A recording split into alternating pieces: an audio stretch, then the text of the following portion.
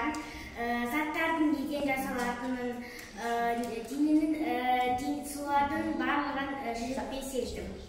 Дененің заттар тұратын жүрекпен сезіндім. Келіп тапсыр.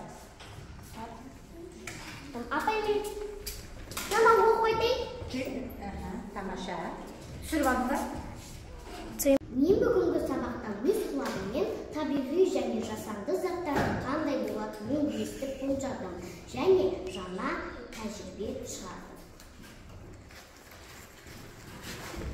Суретке. Келесі. Ал балалар, енді сабағымызды аяқтау үшін көз, құлақ, жүрек, дене мүшелерімізді пайдаланамыз. Көзбен не істейміз біз? Көреміз.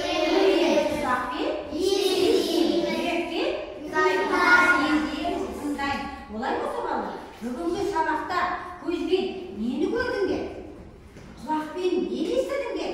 Жүрекпен нені сездіңдер? Өз ойларыңызды мен берген стикерге жазып,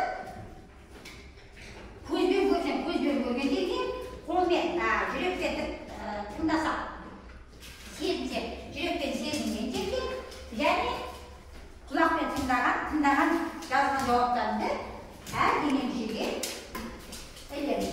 Әр жазған бәріміз. Түсіндік па берді ма?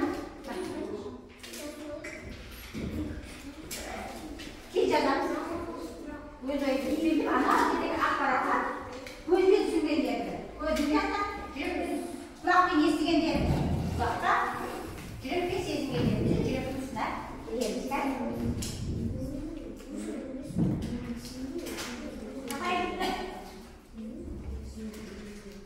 Жазсы үшін. Ал айта ғой, мен жоқ. Мен өзімді Жүрекпен нені сезінді? Ол айтамыз сөзді. Қайтадан сөз.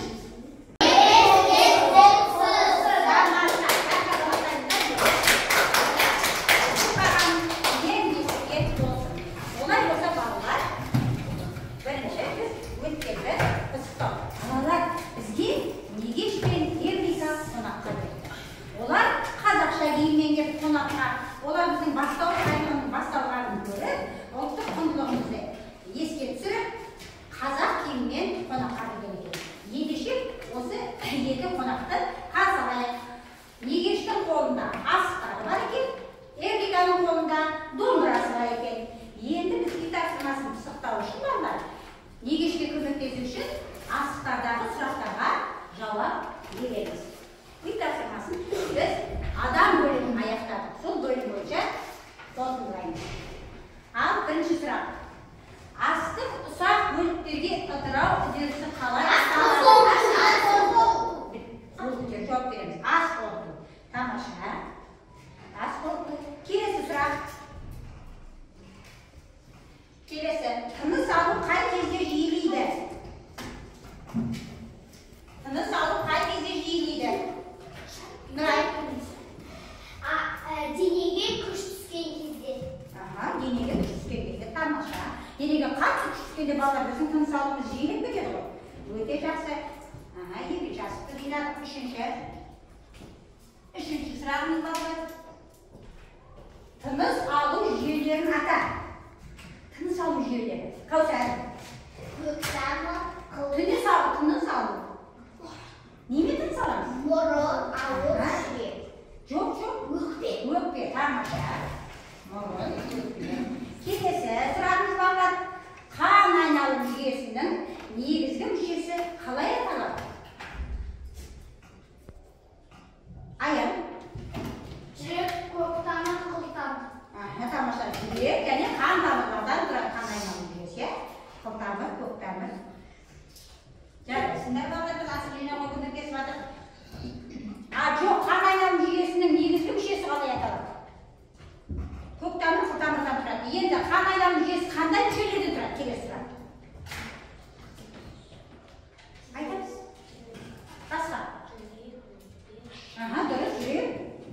Жаңа жүрек және қан аурудан қалай қорғанады?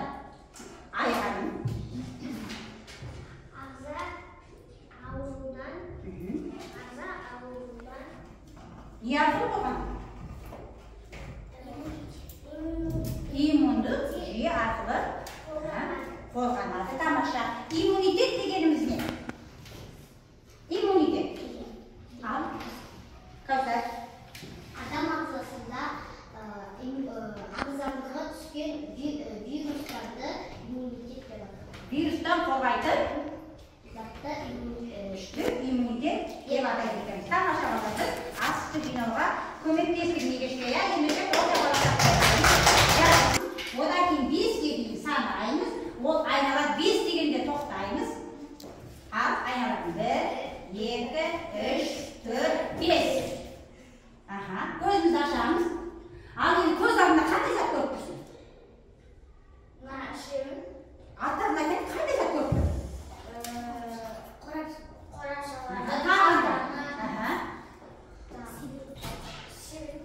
Себептерді тағы.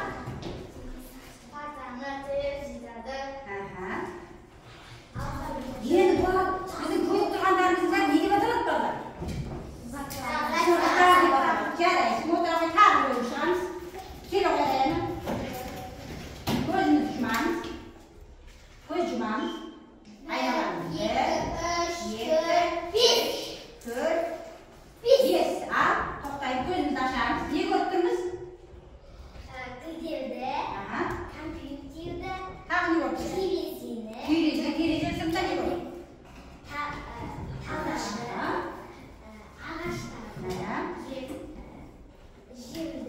Бұның бәрі не болмайды? Табиғат бізді орта. Табиғатта нелер көріп тұрмыз біз? Бұлар нелер деп аталады? Денелер, яғни заттар көріп тұрмыз. Тамаша, отыра қоямыз.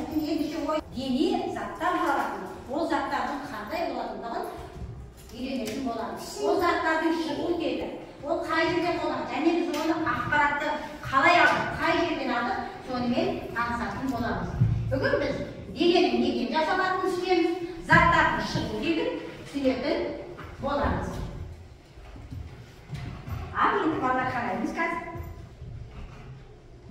Біздің сабағымыздың мақсаты дене мен заттың айырбасын білу. Оны қалай шығатын, қайдан шығатын анықтау. Және қандай ақпарат көздерінен білдік, сонымен танысатын болады екен. Енді қазір бірінші тапсырма атаулар туралы 3 сұрақ деген әдіс. Балаларымыздан тақтада не көріп тұрмыз? Суреттер көріп тұрмыз. Ол суреттерде не бар? Кім айтады? Бұл не? Әйнегендес не ол? Микроскоптан кіші ол? Лупа. Бұлар не көріп тұрмыз? Қазық неден жасалған? Бүгінгі әдісіміз атаулы 3 сұрақ. Балалармен 3 сұрақ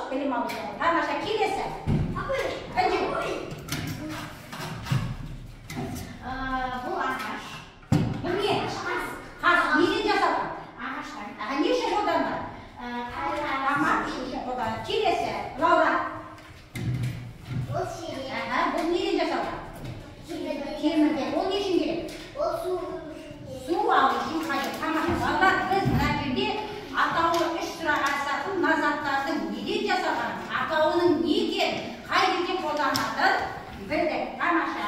Олай болса, есімізде сақтап қояйық. Балалар, бізді қоршаған барлық нысанды, бізді қоршап тұрған барлық нысанды дене деп атайды екенбіз.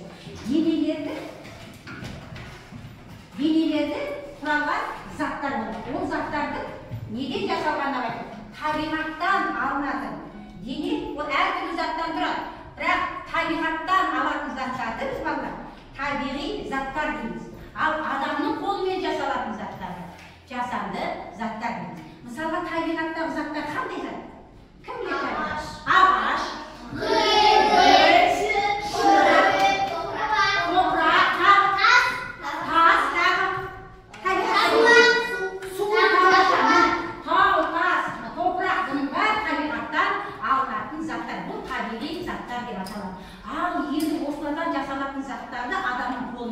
оны жасанды заттар дейді. Ол қандай заттар? Не жасауға болады? Топырақтан не жасалады балалар?